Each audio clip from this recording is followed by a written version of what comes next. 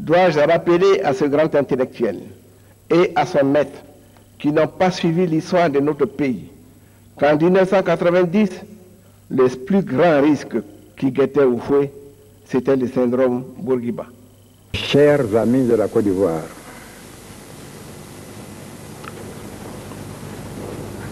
c'est avec beaucoup de peine, croyez-moi,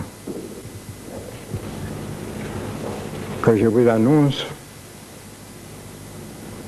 que les mesures d'assainissement financier et économique que vient de communiquer à la nation au nom du gouvernement, Monsieur le ministre des Finances Komoué, seront intégralement appliqués. Chacun de nous sait également qu'au moment où s'instaurait le multipartisme, Houphouët était devenu un homme seul. Le comité exécutif du PDCI avait quasiment disparu. Les barons, ou plus exactement ce qui en restait, cherchaient un abri pour se protéger contre un cataclysme que l'on croyait inévitable. Tout le peuple ivoirien est sensibilisé par la diminution du salaire des fonctionnaires, de la solde, des travailleurs privés. Si nous ne prenons pas ces décisions, nous souffrirons beaucoup. Nous en souffrirons beaucoup. Certaines usines même menacent de fermer. 700 milliards par an de pertes depuis 4 ans. Nos caisses sont vides.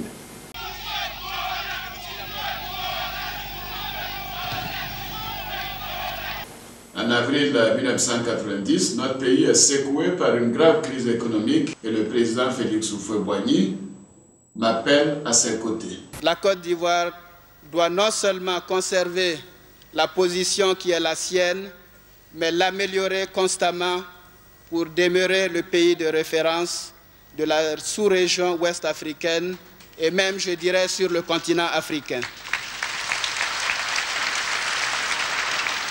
Ce sera la marque de notre profonde gratitude à l'œuvre gigantesque réalisée pour la Côte d'Ivoire près d'un demi-siècle durant par ce grand homme qu'est le président du PDCI-RDA, le président Félix Houphouët-Boigny. Les chiens aboient, mais la caravane de Côte d'Ivoire, une caravane de paix, d'amour, de fraternité réelle passera. Vous avez entendu le jeune et brillant gouverneur Alassane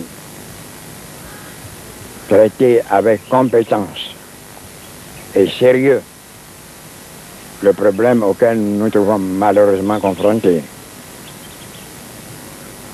Le problème de notre développement économique et social. Il a traité avec une hauteur de vue que nous devons non seulement comprendre les uns et les autres, mais soutenir de notre compréhension, de notre confiance. À la tête d'une petite équipe des ministres, il a accompli, malgré les difficultés énormes, un excellent travail. Je lui fais confiance, vous lui ferez confiance. Chacun de nous sait également qu'au moment où s'instaurait le multipartisme, Houphouët était devenu un homme seul.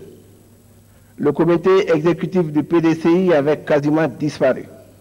Les barons, ou plus exactement ce qui en restait, cherchaient un abri pour se protéger contre un cataclysme que l'on croyait inévitable.